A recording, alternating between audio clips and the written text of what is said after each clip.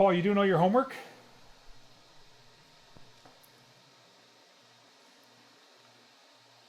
Paul, you have to keep up.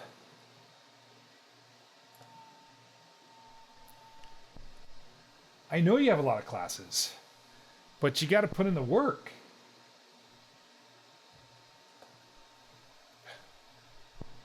Or not.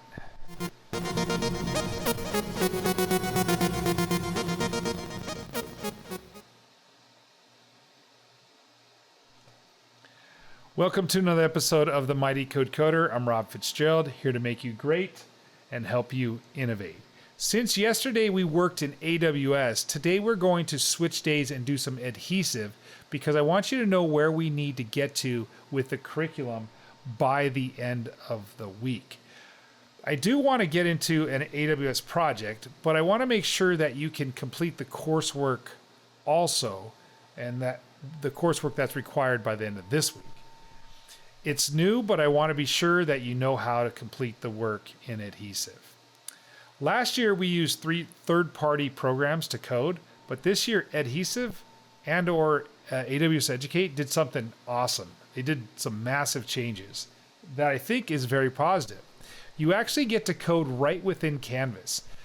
This is great because you don't have to leave Adhesive at all to complete your work. Very beneficial to the learning curve. So let's get going by logging into our Adhesive, and we will start with Unit 1. All right, so if I go to this area here and I click on Unit 1, now remember the only way you're going to be able to get to Unit 1 is if you completed all these items prior, the reflection from the AI project yesterday. And I just wanted to make sure you understand the daily schedule is switching up just a little bit. Remember I said we're going to code on Monday, Tuesday, AWS projects Wednesday, Thursday, Friday. Well, yesterday we did an AWS project, the AWS Comprehend. So we're switching Tuesday and Wednesday around. We're going to actually do this code, and this would be usually a Scrum or a pair programming, but we're going to do that today. Okay? And so I'm going to go back to this. I'm going to click in my Unit 1.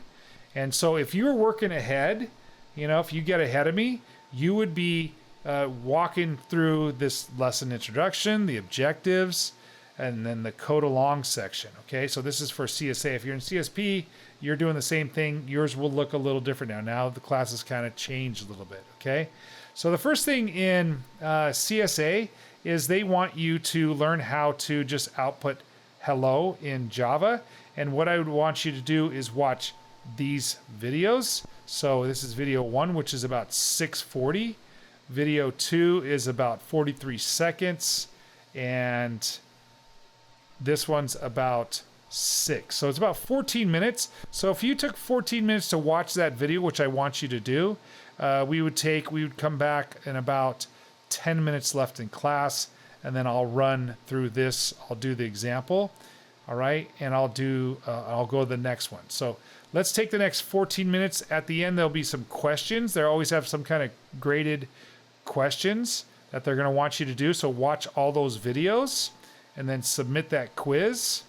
And again, I'm going to come back with you in 10 minutes after you have done that quiz and watched that video. Okay, so do this now. Okay, so hopefully you had time to watch those videos and get a little more instruction on output in Java. Just so you know, this is your new IDE, Integrated Development Environment, and you're just going to stay right within Adhesive. Last year, we'd have to log into something else. I think Repeal It, okay, or whatever you used. It's nice just to be right here to do these little sample codes. And if I run this code, it'll say, mine says hello man. And again, if I report man with world, okay, and I run code, it says hello world. Okay, so you just run it right there, which is very nice. Okay, and then there's a summary for what you learned, including the system.print and system.println. I'm going to give you an example of that in a second. And then there's some resources for you to look at. I kind of enjoyed this article about Grace Harper. Grace Harper was the originator of, she did a lot of things, but one thing she gave us was, it's a bug.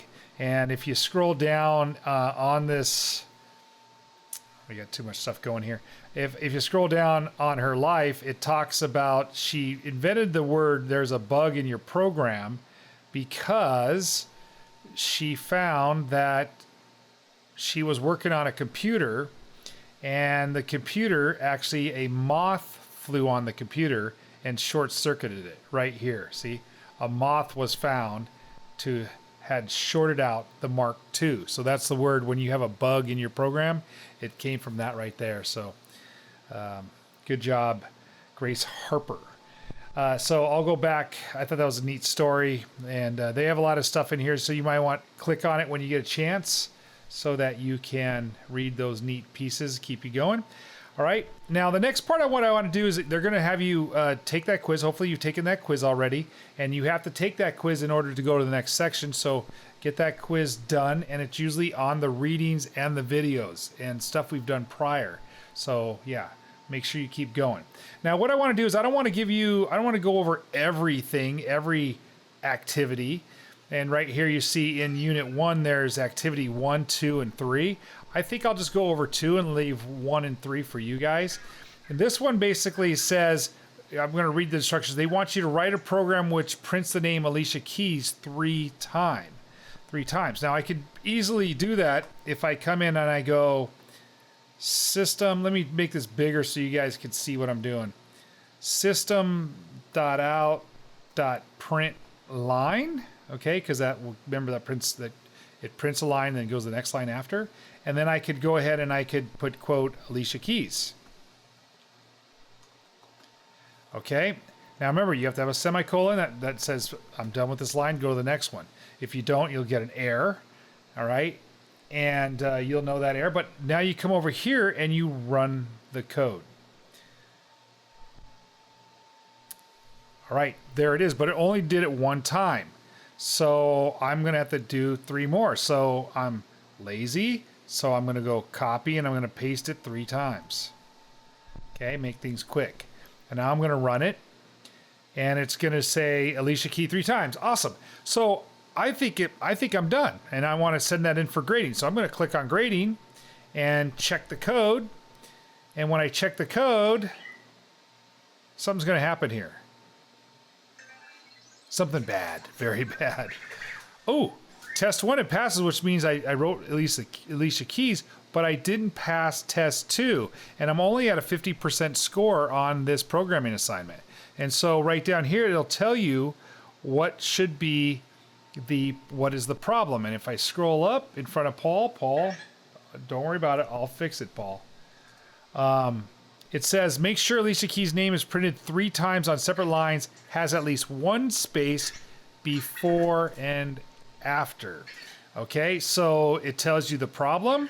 And so I have to go 1 space here, 1 space here, space, space, space, space. If you had a keen eye, you know there's a space right here. You see those spaces, but maybe you don't know that. So now if I check the code to see if I have it right,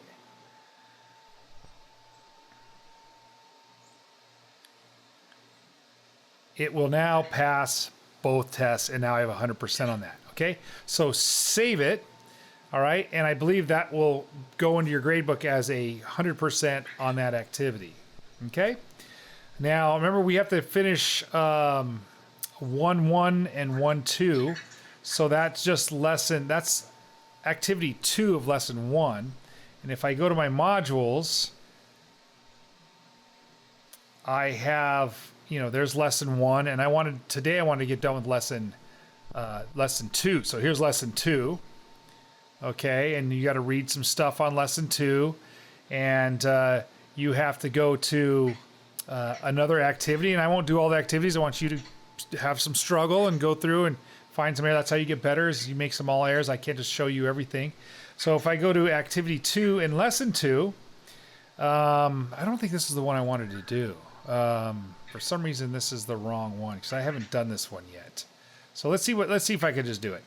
Write a program that asks the user for 3 names, then prints the names in reverse order. Yeah, this isn't the one I wanted to do. I'll tell you the one I did. I did the one that had write lesson 2, activity 1. It just takes the numbers and switches them. Or no, actually, this is the one right here. So it says, hi, nice to see you. And it takes an input. Now, if I'm going, gosh, I don't know how to code that. Well, in the lesson, there was a scanner, okay? And then you took in a string, all right? And then you printed that out. So now if I go ahead and run this,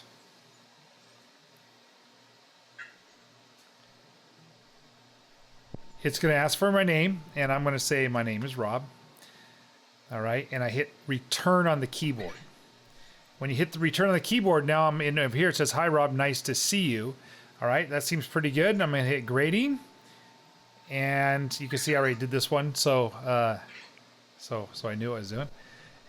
Never teach without trying what you're doing first. All right. Oh, gosh. Okay. And boom, it checks and it passes.